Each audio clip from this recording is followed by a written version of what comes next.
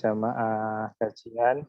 Insyaallah pada sore hari ini kita kembali akan melaksanakan kajian bersama Ustadz kita, Ustadz Muhammad Yahya. Dan alhamdulillah beliau sudah hadir pada kesempatan kali ini. Beliau akan menyampaikan isi dari atau kajian kita Ushul Al-Iman, pilar-pilar keimanan, pertemuan ke-19. Insyaallah nanti sampai jam 5 termasuk dengan tanya jawab. Kita mulai dengan bacaan basmalah terlebih dahulu untuk membuka acara kita. Bismillahirrahmanirrahim. Selanjutnya waktu dan tempat kami persilakan kepada Ustaz Yahya. Kami persilakan Ustaz. Baik, terima kasih. Bismillahirrahmanirrahim. Assalamualaikum warahmatullahi wabarakatuh. Waalaikumsalam warahmatullahi wabarakatuh. Alhamdulillah. Wassalatu wassalamu ala Rasulillah wa alihi wa sahbihi wa wala. Asyhadu an la ilaha illallah wahdahu la syarikalah. Asyhadu anna Muhammadan abduhu wa rasuluhu amma ba'd. Jemaah sekalian yang dimuliakan Allah, kita kembali membahas kitab kita Ushul Iman, yang artinya pilar-pilar keimanan. Kitab ini berbicara tentang rukun iman yang 6. Ya, kita sudah bahas rincian tentang keimanan kepada Allah Subhanahu wa taala, keimanan kepada para malaikat, kemudian keimanan kepada takdir. Nah, sekarang kita memasuki babu hukukin Nabi sallallahu alaihi wasallam. Bab tentang keimanan kepada Nabi Muhammad sallallahu alaihi wasallam. Nah, bab ini membahas tentang hak-hak Nabi Muhammad sallallahu alaihi wasallam. Jadi Nabi Muhammad sallallahu alaihi wasallam memiliki hak yang harus ditunaikan oleh umatnya. Ya. Baik, dalam bab ini dibawakan firman Allah Subhanahu wa taala dalam surat An-Nisa ayat 59. Kata Allah Subhanahu wa taala, ya ayyuhalladzina amanu atti'ullaha wa atti'ur rasula wa ulil amri minkum. Wahai sekalian orang yang beriman, taatlah kepada Allah, taatlah kepada Rasulullah sallallahu alaihi wasallam, dan taatlah kepada pemerintah kalian. Kemudian ayat yang kedua dibawakan firman Allah Subhanahu wa taala dalam surat An-Nur ayat 56. Kata Allah Subhanahu wa taala, wa aqimus salata wa atuz zakata wa atiur rasul la'allakum turhamun. Dirikanlah salat, tunaikan zakat, taatlah kepada Rasulullah sallallahu alaihi wasallam agar kalian mendapat rahmat. Ya. Kemudian dalam surat Al-Hasyr ayat 7 kata Allah Subhanahu wa taala, "Wa ma atakumur rasulu fakhudhuhu wa ma nahakum anhu fantahu." Apa yang diperintah oleh Rasulullah maka ambillah, dan apa yang dilarang oleh beliau maka tinggalkanlah. Ya. Jemaah sekalian yang dimuliakan Allah, setelah ya kita dapatkan penjelasan tentang hak Allah Subhanahu wa taala, kemudian kita akan masuk sekarang membahas tentang hak Nabi Muhammad sallallahu alaihi wasallam. Baik.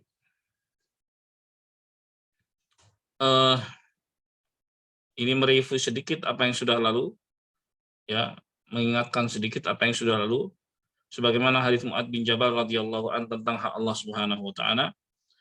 Kata Nabi Shallallahu alaihi wasallam, hal tadri ma haqqullahi ala ibadihi wa ma haqqul ibadi 'ala Allah. Apa hak Allah yang harus ditunaikan oleh hambanya dan apa hak yang didapat oleh hamba dari Allah Subhanahu wa taala. Kemudian Mu'adz bin Jabal menjawab ketika ditanya demikian oleh Nabi SAW, Allah wa Rasul alam, Allah dan Rasulnya lah yang tahu. Lalu Nabi mengatakan, fa inna haqqallahi ala ibadihi ayya'buduhu wa la yusyriku bihi syai'a. Bahwa hak Allah Subhanahu wa taala atas hambanya adalah bahwa mereka harus beribadah hanya kepada Allah Subhanahu wa taala saja dan tidak menyekutukannya dengan apapun.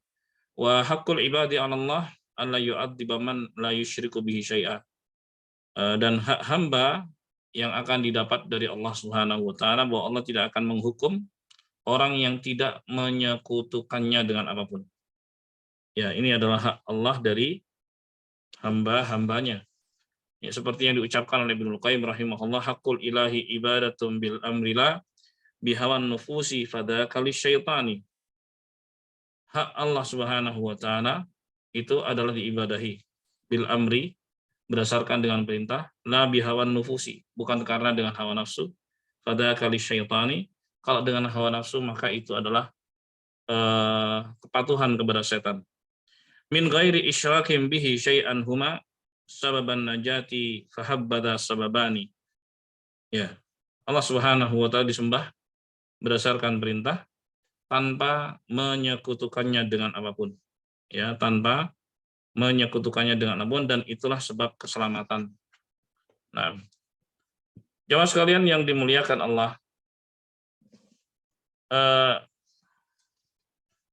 itu hak yang pertama ya.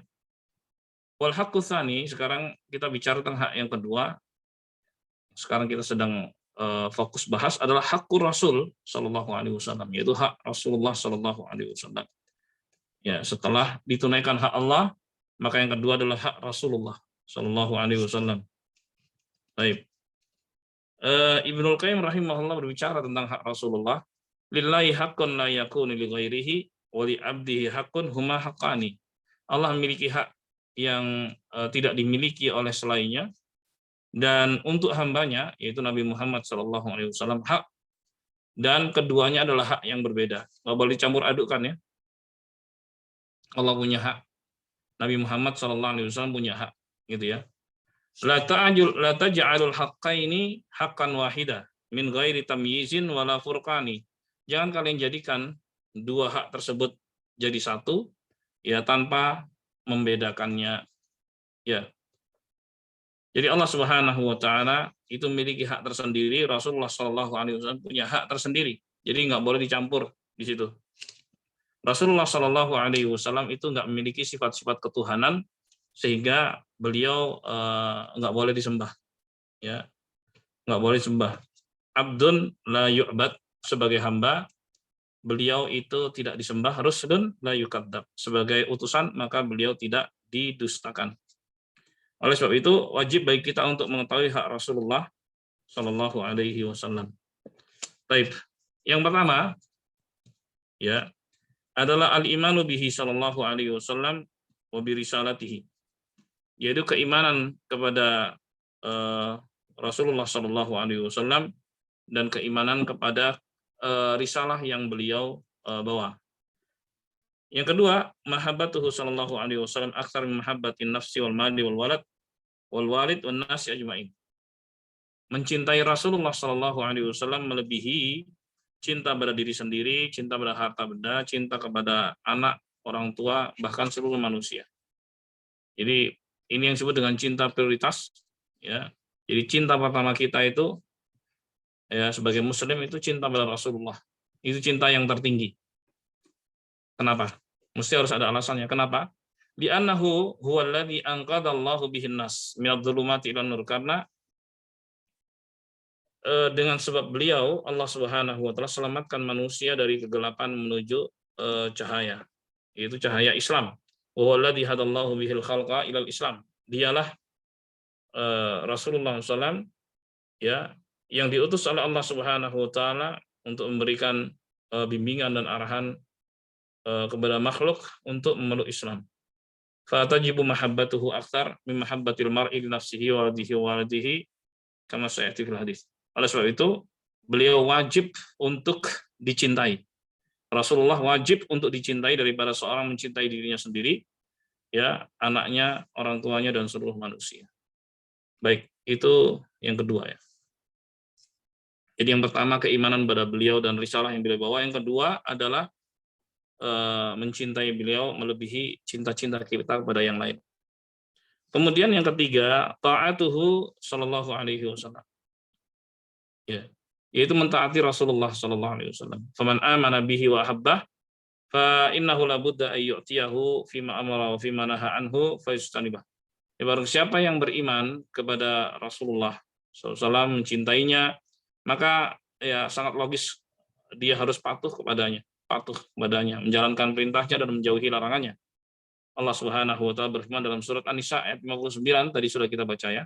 Taatlah pada Allah, taatlah pada Rasulullah ya, dan taatlah pada pemimpin kalian. Kemudian dalam surat Al-Hasyr ayat 7 juga sudah dibaca tadi, Apa yang diperintah oleh Rasulullah maka kerjakan, dan apa yang dilarang maka tinggalkan. Baik, fatta'atu wal mutaba'atu lahu sallallahu min jumlati huquqihi 'alan nas. Jadi taat dan meneladani beliau sallallahu termasuk dari hak Nabi Muhammad sallallahu alaihi wasallam yang harus ditunaikan oleh kaum muslimin. Ya, wa illa fama fa'idatul iman bihi. Kalau enggak demikian, maka apa faedah kita beriman kepada beliau? Apa faedah kita mencintai beliau? Kalau kita enggak patuh pada beliau, kalau kita tidak meneladani beliau, apa hanya sekedar di mulut saja? Allah Subhanahu wa taala berfirman dalam surat An-Nisa ayat 64, "Wa ma arsalna mir rasulin illa yuta'a bi idznillah." Dan tidaklah kami mengutus seorang rasul pun melainkan untuk dipatuhi berdasarkan izin dari Allah Subhanahu wa taala. Kemudian dalam surat An-Nisa 80 kata Allah Subhanahu wa taala, "Wa may yuti'ir rasula faqad ata'a Allah." Siapa yang taat pada Rasulullah sallallahu alaihi wasallam berarti dia taat pada Allah Subhanahu wa taala. "Wa man tawalla fama arsalnaka 'alaihim hafidha." Dan barang siapa yang berpaling, ya, barang siapa yang berpaling, maka kami tidak mengutusmu wahai Muhammad SAW untuk mengawasi mereka. Udah biarin aja. Karena tugasmu hanya menyampaikan, kalau enggak patuh ya udah biarin aja mereka. Itu urusan Allah Subhanahu wa taala, akan diberesin oleh Allah Subhanahu wa taala. Fa muhimmatur rasuli sallallahu alaihi wasallam hiyal balagh. Jadi tugas Rasulullah itu hanya menyampaikan saja. Ya, kepentingan beliau ada di bumi ini adalah untuk menyampaikan risalah dari Allah Subhanahu wa taala. Ammal hidayah fa biyadillah Subhanahu wa taala. Adapun kemampuan untuk menerima petunjuk dan kebenaran itu di tangan Allah Subhanahu wa taala. Kata Allah dalam surat Al-Qasas ayat 56, "Innaka la tahdi man ahbabt, walakinallaha yahdi may yasha." Sungguhnya engkau wahai Muhammad sallallahu alaihi wasallam tidak bisa memberikan hidayah pada orang yang kau cintai sekalipun. Artinya engkau tidak bisa membuat orang lain itu menerima apa yang kau serukan kepada mereka. Ya, akan tapi Allah lah yang memberikan hidayah bagi siapa saja yang dikehendakinya. Baik. Fa yajibu ma'rifatu annal hidayata innama hiya biyadillahi subhanahu wa ta'ala wa laysat biyadir rasul sallallahu alladzi la yamliku illal balagh. Jadi harus diketahui di sini ya bahwa hidayah itu di tangan Allah Subhanahu wa taala, bukan di tangan Rasulullah sallallahu alaihi wasallam, di mana yang punya kuasa itu hanya Allah, beliau hanya menyampaikan saja. Ya, oleh sebab itu dalam surat Asy-Syura ayat 48 kata Allah Subhanahu wa taala, "In 'alaika illal balagh." Ya, tidak ada kewajiban wahai Muhammad sallallahu alaihi wasallam melainkan hanya menyampaikan. Kalau Nabi Muhammad saja sallallahu alaihi wasallam tugasnya hanya menyampaikan, apalagi kita. Jadi kita kalau berdakwah ya sampaikan aja kebenaran gitu. Perkara itu diterima atau tidak itu kembalikan pada Allah Subhanahu wa taala. Bisa maksa orang lain, ya. Kita nggak bisa maksa orang lain. Tapi untuk menyampaikan silahkan, kita minta menyampaikan benar. Baik. Jemaah sekalian yang dimuliakan Allah. Jadi itu tadi hak Rasulullah Shallallahu Alaihi Wasallam yang harus ditunaikan untuk dipatuhi, ditaati. Baik. Tapi ada sebagian orang yang berlebihan, ya, terkait dengan hak Rasulullah SAW. Wa yaj'aluhu fi martabatil uluhiyah. Bentuknya dia mengangkat ke level Tuhan. Jadi memberikan sifat-sifat ketuhanan kepada Rasulullah SAW. Nggak boleh seperti itu. Ini sudah berlebihan. Ada juga sebagian yang meremehkan hak Rasulullah atau merendahkan hak Rasulullah SAW. Dia nggak patuh pada Rasulullah, tidak meladani Rasulullah Shallallahu Alaihi Wasallam. Jadi dia hanya mengikuti yang cocok dengan keinginan saja. Kalau cocok dengan dirinya diikuti, kalau nggak cocok dengan dirinya maka ditinggalkan.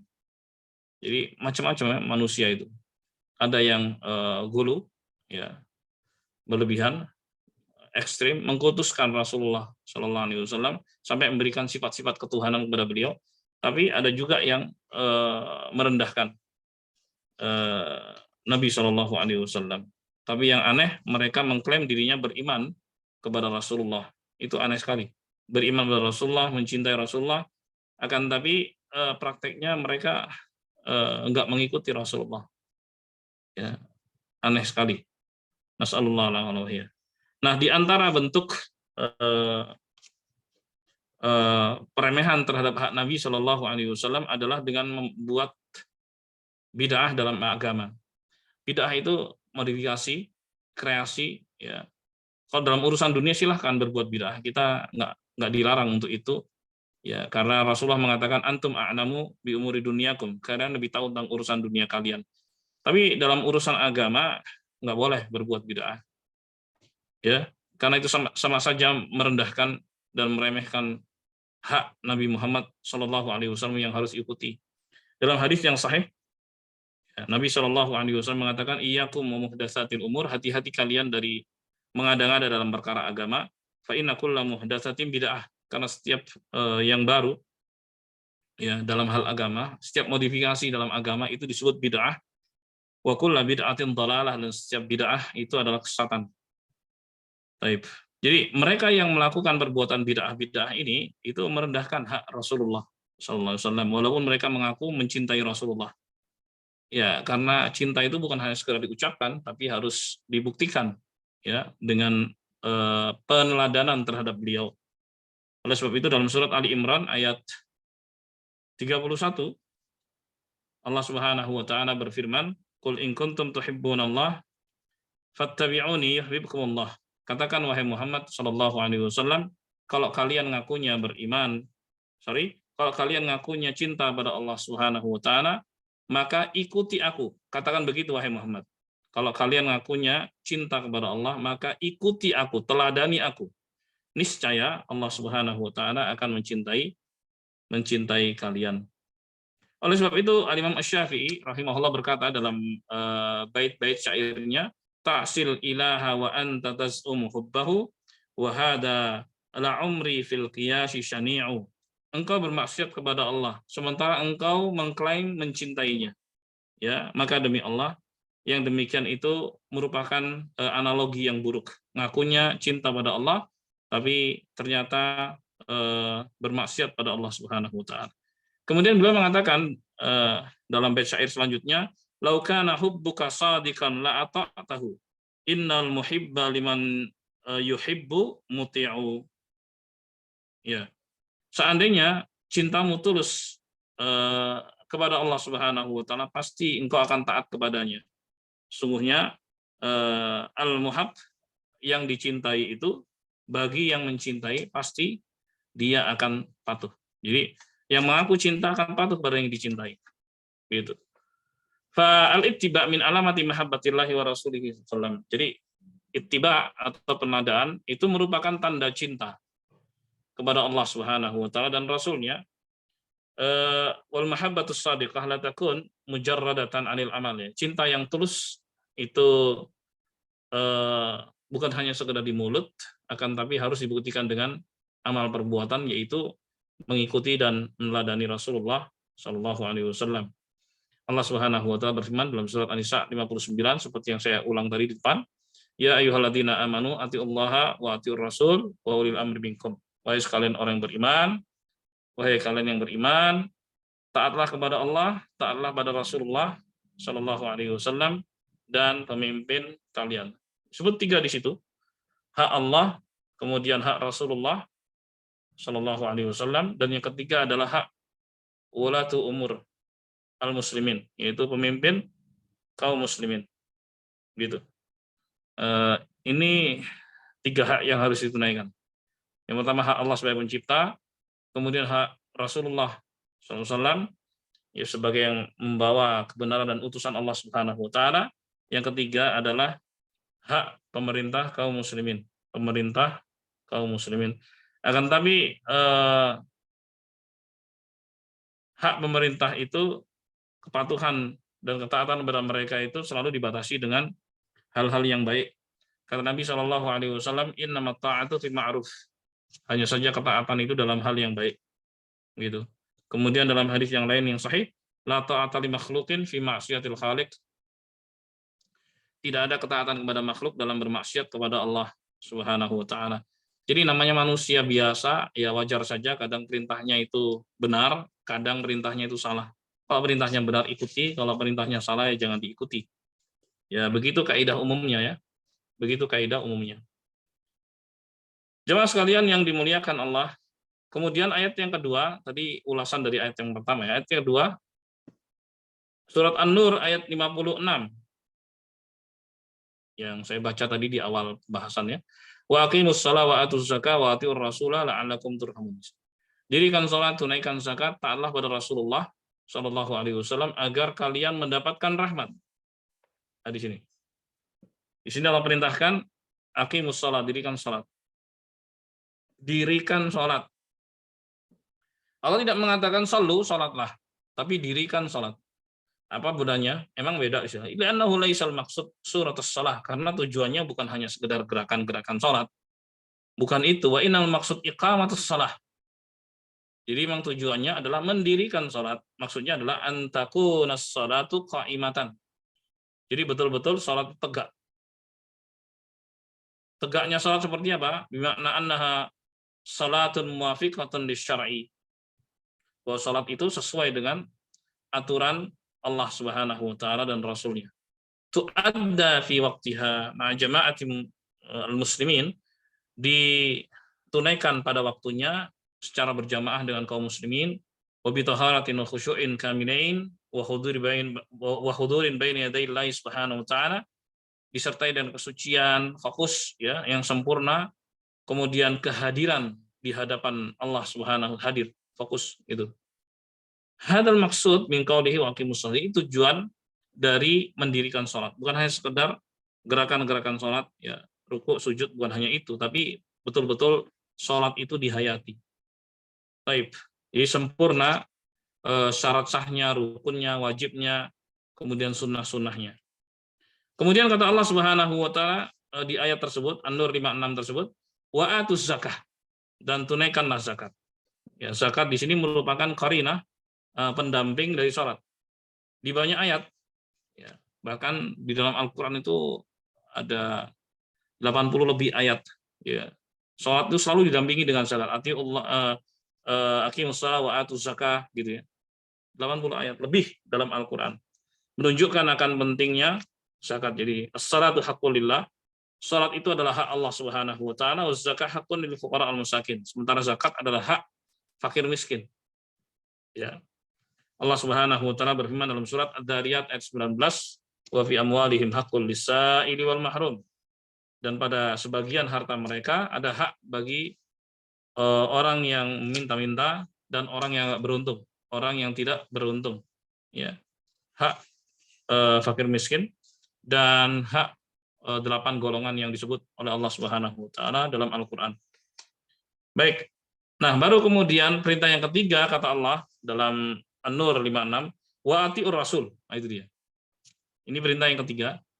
Ya, perintah yang ketiga setelah perintah mendirikan sholat, tunaikan zakat, yang ketiga adalah taat pada Rasulullah SAW. Ya, taat dan patuh. Diperintah jalan, dilarang berhenti. Itu maksudnya ya. Fala yakfi ay yuqimal muslim shalah wa ay yutiyaz zakah, bal labudda min ta'atir Rasul SAW. Enggak cukup seorang muslim itu mendirikan salat, menunaikan zakat, tapi dia harus taat pada Rasulullah Shallallahu alaihi wasallam. Yang diperintah jalan, yang dilarang ya berhenti gitu kan. Kemudian Allah Subhanahu wa taala mengatakan la'allakum turhamun, agar kalian dirahmati sama Allah. Jadi kalau kalian menjalankan ketiga hal tadi, mendirikan salat, tunaikan zakat, dan patuh pada Rasulullah Shallallahu alaihi wasallam, niscaya akan dapat rahmat Allah Subhanahu wa taala. Dan rahmat Allah itu adalah jannahnya. Allah berkata dalam hadis kudusi terhadap surga, anti rahmati, sungguhnya engkau wahai jannah adalah rahmatku. Gitu. Kemudian ayat yang ketiga yang saya bawakan tadi di depan ya, surat Al-Hasyr ayat 7. Kata Allah Subhanahu wa taala, "Wa ma atakumur rasulu fakhudhu wa ma nahakum anhu fantahu." Apa yang diperintah oleh Rasulullah maka jalankan atau ambillah, dan apa yang dilarang maka tinggalkanlah. Jadi apa yang dibawa Rasulullah, yang diperintah Rasulullah ambil, jalankan, gitu. Dan apa yang dilarang maka tinggalkan. Jemaah sekalian yang dimuliakan Allah, fi hadil ayat itsbatul amal bis sunnah nabawiyah. Jadi pada ayat ini terdapat penetapan perintah untuk beramal berdasarkan sunnah dan petunjuk Nabi Muhammad Shallallahu Alaihi Wasallam.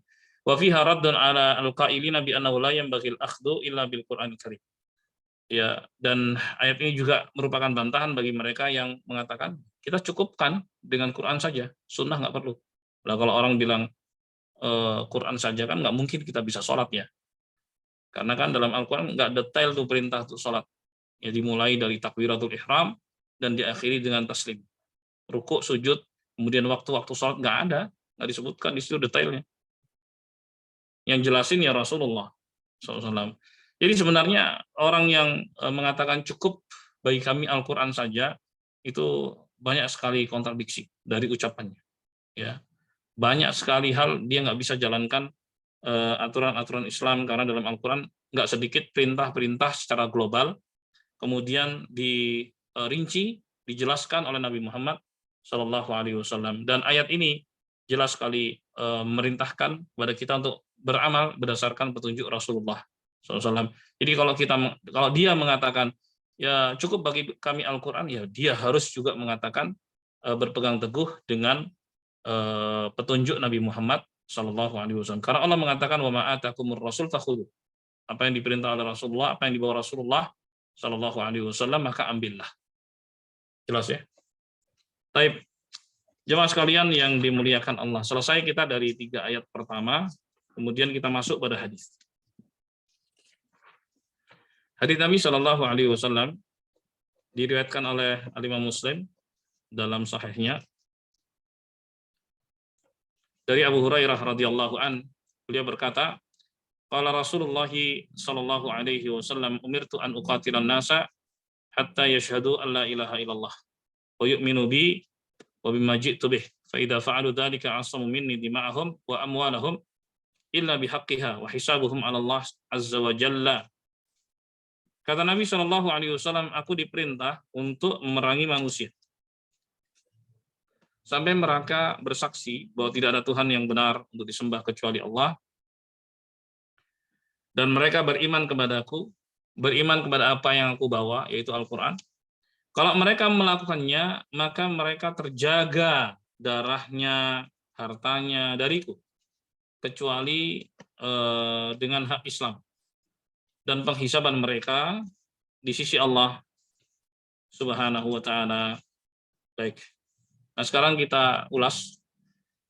Di sini Nabi Shallallahu Alaihi Wasallam mengatakan umirtu, aku diperintah. Berarti yang merintah siapa? Allah Subhanahu Wa Taala. Apa isi perintahnya? An uqatilan nas, untuk memerangi manusia.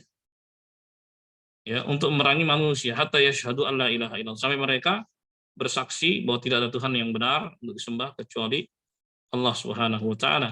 Hadza fihi wujub qitalul musyrikin hatta yakunud din kulluhu lillah wa la yabqa syirkun.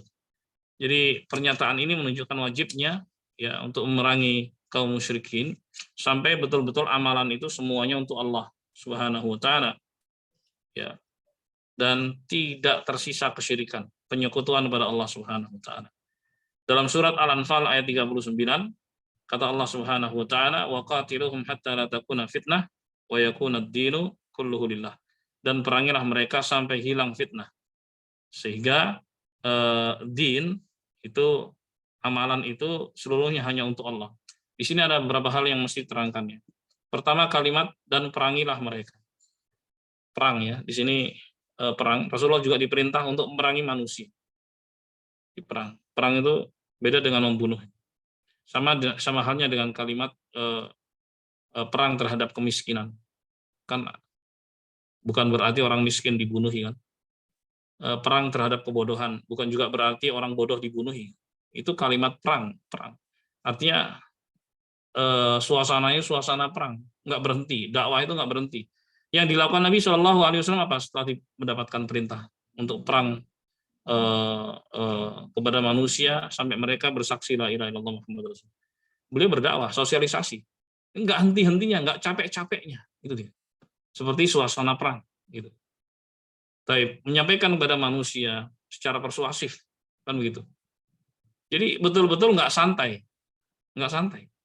Mengajak manusia di jalan Allah Subhanahu Wa Taala itu nggak santai. Ada usaha, ada effort yang luar biasa. seperti yang dilakukan Nabi Muhammad SAW. Walaupun terkadang terjadi kontak fisik, dan itu terjadi ya. Bahkan Nabi Muhammad SAW pernah berdarah-darah, dilempari batu, bukan hanya ditolak, dihina, dilempari batu sampai berdarah-darah. Di perang Uhud juga pernah berdarah-darah sampai wajah beliau itu berdarah, gigi beliau pecah gitu kan. Ya, ada korban juga, ya itulah memang terkadang perang demikian. Ya, walaupun terjadi hal yang seperti, tapi asalnya adalah usaha sungguh-sungguh untuk mendakwahkan pada manusia. Ya, mendakwahkan, nggak memaksa ya. Rasulullah mendakwahkan, tapi respon manusia kepada beliau, bahkan ada dari manusia yang berusaha untuk membunuh beliau, Shallallahu Alaihi Wasallam. Ya, membunuh beliau. Beliau diperintah untuk bertahan, beliau diperintah untuk berjihad fi sabilillah. Ya, ketika menghadapi mereka tersebut yang berusaha untuk melenyapkan beliau. Banyak kisah terkait hal tersebut ya. Nah, kembali kepada surat Al-Anfal ayat 39. Waqatiluhum, perangilah mereka. Ini sudah difahami ya kata perangnya. Hatta la takuna fitnah, sehingga hilang fitnah. Apa itu fitnah? Fitnah itu kalau dalam bahasa Indonesia itu kan artinya tuduhan dusta ya. Itu namanya fitnah. Ya karena bahasa Indonesia itu menyerap juga bahasa-bahasa asing ya. Akan tapi menurut ahli bahasa di Universitas Indonesia, terkadang setelah diserap dalam bahasa Indonesia, cara pengucapannya berubah, kemudian bahkan artinya juga terkadang berubah dari asalnya. Ya. Taib. Jadi kalau yang seperti ini nggak bisa diterjemahkan dengan bahasa Indonesia yang memiliki arti tersendiri. Fitnah dalam bahasa Arab itu artinya al-ibtila wal imtihan, ujian dan cobaan. Taib. Dan yang dimaksud dengan fitnah seperti yang ditafsirkan oleh Al-Imam Ahmad rahimahullah, al-fitnatu hiya syirk. Fitnah itu adalah kesyirikan. Gitu. Penyekutuan pada Allah Subhanahu wa taala itu adalah fitnah. Sehingga kalau diterjemahkan dengan bahasa kita, kata fitnah begitu saja nggak ketemu maknanya. Ya, maknanya nggak ketemu. Maka harus dikembalikan kepada tafsiran para ulama terkait hal tersebut. Jadi perangilah mereka sampai hilang kesyirikan, itu maknanya. Wa yakunud din, sehingga din juga sering diartikan agama. Baik. Sementara ad-din itu memiliki makna al-amal. Yang kedua adalah al-jaza. Contoh dalam firman Allah Subhanahu wa taala, "Innad dina indallahil Islam." Sungguhnya din, artinya sungguhnya amalan yang diterima di sisi Allah adalah al-Islam. Al-Islam itu adalah ketundukan dan kepatuhan pada Allah. Kemudian ad-din bermakna al-jaza, pembalasan, seperti dalam firman-Nya, Malik Yaumiddin. Dialah Allah Subhanahu wa taala yang menguasai hari pembalasan. Ad-din. Jadi memaknai wa yakunud dinu kulluhu lillah, sehingga amalan itu seluruhnya hanya untuk Allah. Itulah tauhid. Jadi seorang beramal, beraktivitas itu lillah. Ya, bukan karena pencitraan, bukan karena selain Allah Subhanahu wa taala. Betul-betul amalan yang dilakukan itu untuk Allah, karena Allah Subhanahu wa taala. Ya, itulah perintah agama dan itulah hak Allah Subhanahu wa taala yang harus ditunaikan oleh hambanya. Jelas ya sampai di sini. Jadi Nabi Muhammad SAW diperintah oleh Allah Subhanahu wa taala ya agar beliau mendakwahkan kepada manusia yang sudah banyak tidak patuh kepada Allah, kemudian menelantarkan hak-hak Allah Subhanahu wa taala yang harus ditunaikan oleh mereka dengan mengingatkan mereka, ayo balik. Ingat, pencipta alam semesta ini adalah Allah Subhanahu wa taala. Maka berterima kasihlah kepada Allah dengan cara tunduk dan patuh pada Allah Subhanahu. Beramallah karena Allah Subhanahu wa taala saja, ikuti aku bagaimana untuk patuh kepada Allah Subhanahu wa taala. Begitu tugas Rasulullah Shallallahu alaihi wasallam. Jelas ya jemaah? Baik. Jemaah sekalian yang dimuliakan Allah. Nah, jadi kata Nabi Shallallahu Alaihi Wasallam, aku diperintah untuk merangi manusia sampai mereka bersaksi la ilaha illallah. Lanjutan hadisnya, wa yu'minu bi, dan agar mereka beriman kepadaku. Maksudnya yashhadu anna Muhammadan Rasulullah, agar mereka bersaksi bahwa aku, yaitu Muhammad Shallallahu Alaihi Wasallam, adalah utusan Allah. Jadi faman atau bisyahadatain wajibal kafu anhum. Jadi barang siapa yang mengucapkan dua kalimat syahadat ini, maka nggak boleh diganggu. Orang itu nggak boleh diganggu. Hatta yatabayyana minhum ma yunaqidu syahadatain. Sampai jelas dari mereka bahwa orang itu melakukan pembatal-pembatal keislaman. Jadi untuk masuk Islam gampang, mengucapkan dua kalimat syahadat ini, akan tapi bisa nggak seorang itu keluar dari Islam? Ya bisa saja, karena ada pembatal-pembatal keislaman. Maka mempelajari pembatal-pembatal keislaman itu penting. Jangan sampai seorang sudah masuk dalam Islam, kemudian dia melakukan sesuatu yang membuat Islamnya batal, ya, sehingga dia keluar dari Islam. Maka penting untuk mempelajari hal-hal tersebut sebagai rambu-rambu, jangan sampai seorang murtad atau keluar dari al-Islam. Ya. Kalau sudah jelas, فَإِذَا تَبَيَّنَ فَإِنَّهُمْ يُعْتَبَرُونَ مُرْتَدِّينَ. Jelas, kadang-kadang seorang muslim melakukan hal-hal yang membuat dia murtad, bisa. Maka dia pun keluar dari Islam, tidak disebut lagi sebagai seorang muslim. Nah, jemaah sekalian yang dimuliakan Allah. Jadi kalau kita melihat orang lain mengucapkan syahadat la ilaha illallah Muhammad Rasulullah, kita nggak boleh ganggu. Kita nggak boleh ganggu, dan kita nggak boleh cari-cari kesalahannya. Kita nggak boleh cari-cari aibnya. Ya kita serahkan saja rahasianya, rahasia diri mereka kepada Allah Subhanahu wa ta'ala. Ini ada kejadian penting pernah terjadi pada diri Usama bin Zaid. Usama bin Zaid ini sahabat yang mulia, putra dari Zaid bin Harithah. Zaid bin Harithah juga sahabat yang mulia. Dua-duanya dicintai oleh Rasulullah Shallallahu Alaihi Wasallam. Jadi bahkan Zaid bin Harithah ini pernah diaku oleh Rasulullah sebagai Zaid bin Muhammad. Akhirnya Allah menegur, nggak boleh seperti itu. Ya tetap seorang itu dinasabkan kepada orang tuanya. Jadi kalau misalnya anak angkat itu tetap dinasabkan kepada orang tuanya. Nggak boleh anak angkat dinasabkan kepada orang tua angkatnya, nggak boleh. Itu adalah kekufuran, ya, nggak boleh. Pernah terjadi pada diri Rasulullah SAW. Saking cintanya kepada Zaid sampai beliau menyebut Zaid bin Muhammad. Padahal bukan anak beliau, ya. Terus Allah ingatkan nggak boleh seperti itu. Akhirnya dikembalikan menjadi Zaid bin Harithah. Jadi dia orang yang dicintai Rasulullah SAW, punya putra bernama Usama. Usama juga seorang yang dicintai Rasulullah. Jadi ada kisah terkait Usama bin Zaid ini. Jadi dalam sebuah perangan, gitu, awalnya Usama bin Zaid terdesak. Dulu kan perangnya 1 lawan 1 gitu. Usama itu terdesak. Kemudian dia berhasil bangkit dan akhirnya mendesak musuhnya. Musuhnya kafir, ya. Didesak dengan pedang. Ketika hendak ditebas, kemudian orang itu mengatakan la ilaha illallah. Ya, dia mengucapkan kalimat itu, la ilaha illallah. Setelah mengucapkan kalimat itu, Usama berpikir gini, itu bohong aja, langsung ditebas, dibunuh sama Usama. Ya, falamma balagha dzalika Rasulullah SAW. Ketika berita itu sampai pada Rasulullah SAW, angkara ala Usama inkaran syadidan. Maka Rasulullah SAW marah besar kepada Usama bin Zaid. Padahal dia ini adalah orang yang dicintai Rasulullah. Marah besar pada Usama. Wa qala lahu, dan Rasulullah mengatakan, aqataltahu ba'da an qala la ilaha illallah. Kamu bunuh setelah dia mengucapkan la ilaha illallah? Gitu.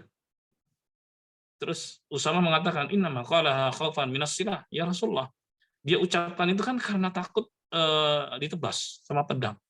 Tadinya dia mendesak saya. Saya berhasil bangkit dan mendesak dia. Dan ketika mau saya tebas, dia mengucapkan itu. Nah, itu kan hanya untuk sekedar tameng saja supaya dia tidak saya tebas gitu. Tapi Rasulullah SAW perhatikan di sini. Rasulullah mengatakan, afala syaqaqta an qalbih.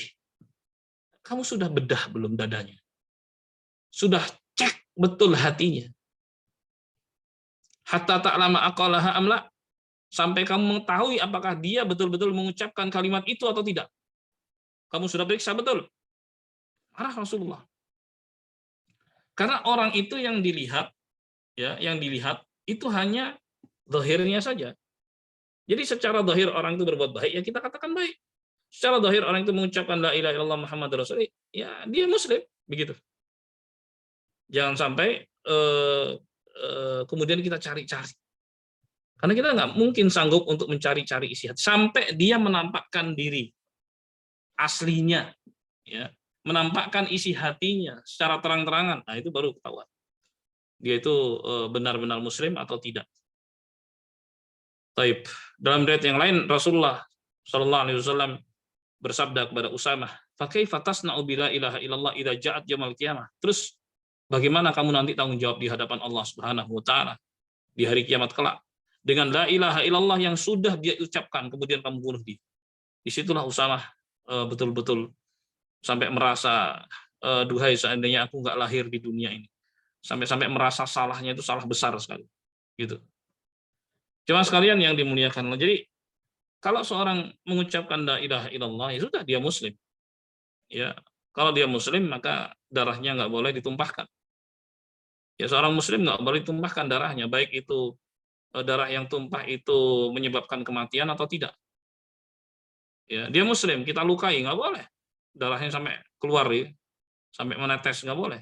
Walaupun itu luka kecil. Ya. Tumpah kan berarti kan darahnya. Itu namanya kedzaliman, gitu. Apalagi sampai menghilangkan nyawanya. Ya, seorang muslim terjaga darahnya, terjaga hartanya, nggak boleh diambil sembarangan, nggak boleh dirampas, nggak boleh dirampok, nggak boleh dicuri. Itu terjaga kehormatannya, nggak boleh dirusak kehormatannya. Taib.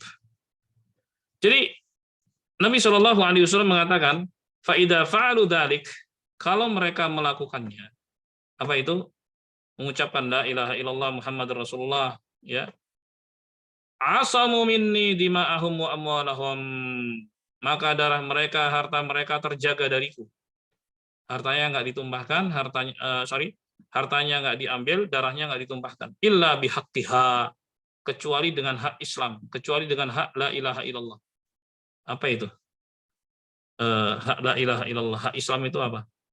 Coba sekalian yang dimuliakan Allah, Islam itu punya hak, ya, yang harus ditunaikan oleh pemeluknya. Taib. Jadi di antara aturan Islam, kalau ada seorang Muslim membunuh sesama Muslim, maka hukumnya adalah qisas, hukum balas. Ya hukum mati, sama-sama mati. Nyawa dibayar dengan nyawa, darah dibayar dengan darah, kan gitu. Itu hak Islam. Kan tadi terjaga darah dan harta ketika dia Muslim. Tapi ada Muslim yang berbuat jahat misalnya kepada Muslim yang lain sampai mengakibatkan Muslim yang lain mati misalnya. Ya, aturan Islam gimana? Aturan Islam adalah qisas. Ya, kutiba alaikumul qisasu fil qatl, diwajibkan kepada kalian penerapan hukum qisas dalam kasus pembunuhan. Pembunuhan dengan sengaja berencana, itu ya. Itu hukumannya mati. Baik. Jadi seorang Muslim yang membunuh Muslim yang lainnya, ya dikisos. Jadi keislamannya tidak membuat dia kebal, ya, dari hukuman tersebut. Nah, itu yang disebut dengan hak Islam. Ya, contoh lagi,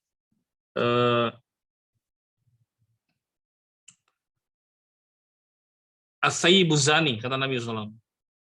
Ya, as-sayyib adalah orang yang pernah menikah dan merasakan lezatnya pernikahan. Orang yang pernah menikah dan merasakan lezatnya pernikahan, berarti hubungan suami istri, kemudian dia berzina. Dalam aturan Islam, orang ini dirajam, berarti kan ditumpahkan darah. Ditumpahkan darahnya sampai mati kan. Ya, artinya keislamannya tidak membuat dia kebal dari hukuman itu. Itulah hak Islam. Karena dia melakukan pelanggaran yang besar. Dia melakukan pelanggaran besar, yaitu melakukan perzinahan padahal dia sudah menikah dan sudah merasakan lezatnya pernikahan. Oke, kita kembali kepada sabda Nabi SAW. Fa'idha fa'alu dzalik asamu minni dima'ahum wa amwalahum. Kalau mereka melakukannya, bersyahadat la ilaha illallah Muhammadur Rasulullah, maka darah mereka, harta mereka terjaga dariku. Ya, terjaga dariku. Ya, nggak diambil dan nggak ditumpahkan darahnya. illa bihaqqiha, kecuali dengan hak Islam. Illa bihaqqil Islam dalam riwayat yang lain. Kalau di sini bihaqqiha, kecuali dengan hak kalimat la ilaha illallah. Tadi seperti yang saya ucapkan. Bukan semata-mata dia muslim kemudian dia menjadi kebal hukum, ya. Karena seorang muslim itu mulia, ya. Kemuliaannya itu sama seperti sucinya Ka'bah. Rasulullah SAW mengatakan inna dima'akum wa amwalakum wa a'radakum haramun 'alaikum ka hurmati yaumikum hadza fi syahrikum hadza wa fi baladikum hadza. Sungguhnya harta kalian, darah kalian, kehormatan kalian itu suci. Ya, nggak boleh kalian langgar satu sama lainnya. Kesuciannya sama seperti sucinya hari kalian ini, hari-hari pelaksanaan ibadah haji. Ya, wa fi syahrikum hadza, sucinya sama seperti bulan kalian ini, bulan Dzulhijjah, dan sucinya sama seperti tanah suci kalian yaitu Makkah. Baik. Tapi bukan berarti jadi kebal hukum. Kalau muslim melakukan pelanggaran-pelanggaran, ya dia harus dihukum sesuai dengan aturan al-Islam. Oleh sebab itu muslim harus berhati-hati, jangan sampai dia melakukan pelanggaran hukum yang bisa membuat darahnya, hartanya, atau kehormatannya itu tercederai. Hadirin sekalian, jamaah yang dimuliakan Allah. Baik. Kemudian kata Nabi Shallallahu Alaihi Wasallam di penutup di penghujung hadis, wa hisabuhum 'ala Allah, dan perhitungan mereka itu di sisi Allah. Ini menunjukkan bahwa manusia hanya melihat lahiriahnya saja. Kita melihat orang lain sebagai orang yang baik, ya. Tapi apakah baik sungguhan atau tidak? Ya, Allah Subhanahu wa taala yang tahu. Karena dalamnya hati sulit bagi kita untuk menjangkaunya, ya. Yang tahu adalah Allah Subhanahu wa taala, itu pasti Maha tahu dan juga pelakunya. Jadi penghisabannya itu di sisi Allah Subhanahu wa taala. Kalau kita melihat dia orang baik, katakan tak baik, kemudian kita berharap pada Allah agar Allah Subhanahu wa taala memberikan keistiqomahan kepada dia dan agar memberikan balasan yang baik kepadanya. Begitu. Kalau kita melihat secara lahiriah orang itu berbuat kejelekan, ya kita katakan dia jelek, gitu. Yang dilihat jelek adalah perbuatannya. Dan kita berharap agar Allah Subhanahu wa taala berikan hidayah padanya sehingga dia bisa bertobat dan husnul khatimah. Begitu. Hadirin sekalian yang dimuliakan Allah, jadi itu tadi sejumlah ayat dan sejumlah hadis yang bisa disampaikan pada sore hari ini. Semoga bermanfaat dan kurangnya mohon maaf. Sebelum ditutup, silahkan yang mau bertanya, masih ada 4 menit. Tanya jawab. Assalamualaikum Silakan. Ustaz. Waalaikumsalam. Untuk materinya. Ini tadi ada jamaah yang akan bertanya Ustaz, ya, terkait dengan materi Ustaz, tapi ada sedikit kasuistik. Untuk Mas Fauzan, kami persilahkan. Silakan. Ya Pak Ustadz, mau nanya ya Pak Ustadz. Kalau misalnya kita sedang dijahati orang misalnya, terus orang-orang yang menjahati kita ini mau membunuh kita gitu Pak. Cuma kemudian kita membela diri. Nah, membela diri itu kebetulan orang itu terbunuh gitu Pak. Nah, apakah kita juga diqisas Pak?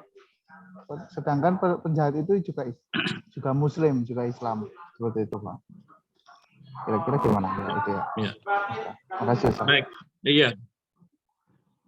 Jamaah sekalian yang dimuliakan Allah, ada kasus seperti yang terjadi di Bekasi ya waktu itu juga. Jadi ada begal mau merampok seorang dengan senjatanya, kemudian karena yang dirampok ini ahli bela diri, yang begal mati gitu kan. Sempat heboh kan nih. Tapi akhirnya korban pembegalan itu akhirnya justru mendapatkan semacam penghargaan gitu dari kepolisian, ya, dan tidak disebut sebagai pembunuh karena dia membela diri, ya, karena dia membela diri. Oke, jadi orang yang membela diri kemudian berakibat orang yang menyerangnya itu mati, maka dia tidak dikisos. Bahkan kalau seandainya orang yang membela diri itu yang jadi korban nantinya, maka dia mati syahid. Rasulullah mengatakan, man qutila duna malihi fahuwa syahid. Barang siapa yang terbunuh karena dia mempertahankan hartanya, maka dia mati syahid. Wa man qutila duna nafsihi fahuwa syahid. Barang siapa yang bela diri, ya, kemudian dia terbunuh, maka dia mati syahid. Membela diri sendiri, mati syahid. Membela hartanya sendiri, dia mati syahid. Kalaupun mati. Tapi kalau misalnya dia bela diri berakibat bahwa yang membegal ataupun yang menyerang itu mati, maka dia tidak dikisos, gitu. Karena dia membela diri. Dan disinilah kejelian dari petugas ya, untuk melihat bahwa apakah orang ini betul-betul membela diri atau tidak, gitu. Nanti akan ketahuan. Ini kalau kita katakan betul-betul dia membela diri. Dia nggak ganggu, tapi dia yang diserang duluan, kemudian dia menangkis dan sebagainya. Justru yang terkena adalah penyerangnya. Maka dia tidak dikisos. Demikian. Wallahu a'lam bishawab. Ya, terima kasih ya, Ustaz. Baik. Berikutnya, silakan. Silakan pada jamaah yang akan bertanya.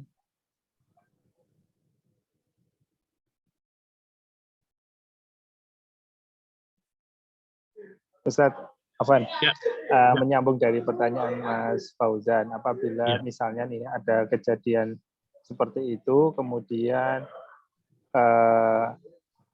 itu kan tadi dibebaskan, Ustaz, maksudnya alhamdulillah bisa dibebaskan, tapi apabila kemudian ada kejadian yang sama, kemudian sama pihak kepolisian dianggap bersalah dan si si fulan ini tetap dihukum itu bagaimana, Ustaz?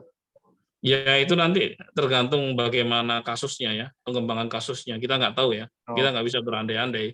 Tapi kalau bela diri sih insya Allah pasti akan bebas. Kalau dia betul-betul bela diri, ini pasti akan bebas. Gitu. Nah, kalaupun akhirnya dia didolimi, misalnya karena bisa saja dari penjahat itu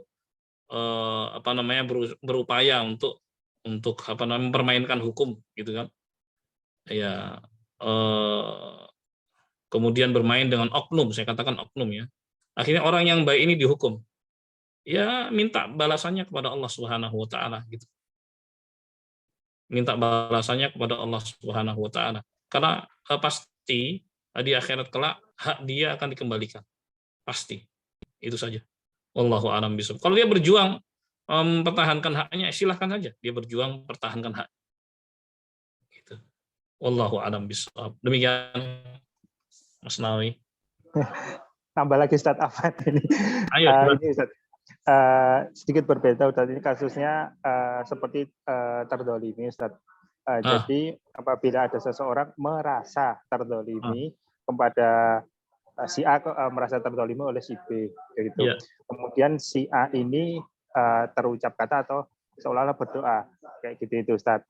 Nah, misalnya nih, kamu nanti nggak bakalan misalnya nih punya anak atau apa kayak gitu itu. Apakah hal-hal yang seperti ini, apapun misalnya kayak gini, yang terucap kayak gitu itu, apakah ini termasuk dendam gitu itu Ustaz? Atau seperti apa Ustaz? Mohon penjelasannya Ustaz. Baik. Jemaah sekalian yang dimuliakan Allah, orang membalas kedoliman orang lain itu dibolehkan. Asal setimpal loh ya. Misalnya gini yang paling gampang ya, misalnya dipukul, giginya copot satu, dia balas giginya copot satu juga. Kalau giginya copot dua, berarti dia yang dolim. Tadinya terdolimi menjadi dolim. Nggak boleh. Jadi jangan merasa terdolimi, kemudian dia sewenang-wenang. Di antara kesewenangan adalah kesewenangan dalam doa. Ya, dia berdoa agar yang mendolim itu hancur, binasa. Nggak boleh, berarti dia yang dolim nantinya, kalau kelebihan. Terus gimana caranya? Ya minta aja pada Allah, ya Allah balas setimpal, itu yang benar. Kalau dia minta agar Allah membalaskan setimpal, itu boleh. Tapi kalau dia meminta kepada Allah agar Allah binasakan dia, Allah berikan kerugian padanya dunia akhirat, naudzubillah min dzalik, nggak boleh, itu kedoliman. Berarti malah ganti dolim, gantian iya, ya? Terbalik jadinya. Tapi apabila si A ini yang didolimi ini berbesar hati, kemudian istighfar kayak gitu itu Ustaz, kemudian memaafkan itu jauh lebih baik ya Ustaz ya. Nah, itu lebih baik, jelas lah, itu lebih baik. Karena itu kan nggak mudah. Gitu kan. Namanya orang Ya, betul, didolimi itu kan nggak mudah. Kemudian dia maafkan. Dan bahkan itu merupakan ciri dari penduduk surga. Wal afina anin nas. Ya, ya, mereka yang memaafkan manusia. Gitu. Syukran Ustaz. Baik. Alhamdulillah. Alhamdulillah. Ada Sampai yang lain? Ada yang bertanya sekali lagi? Silakan. Kalau terakhir, kalau tidak ada, kelihatannya nggak ada Ustaz. Mohon untuk berkenan ditutup dengan doa Ustaz. Baik, alhamdulillah. Ini yang bisa disampaikan. Semoga bermanfaat dan kurangnya mohon maaf. Semoga Allah selalu memberikan taufik hidayah pada kita semua. Dan menyelamatkan kita di dunia maupun di akhirat kelak. Kita akhiri subhanakallahumma bihamdik asyhadu an la ilaha illa anta astaghfiruka wa atubu ilaik. Assalamualaikum warahmatullahi wabarakatuh. Terima kasih. Waalaikumsalam warahmatullahi wabarakatuh. Barakallahu fikum Ustaz. Baik. Ya, kasih. Syukran pada jamaah yang sudah mengikuti. Kita tutup. Assalamualaikum warahmatullahi wabarakatuh. Waalaikumsalam.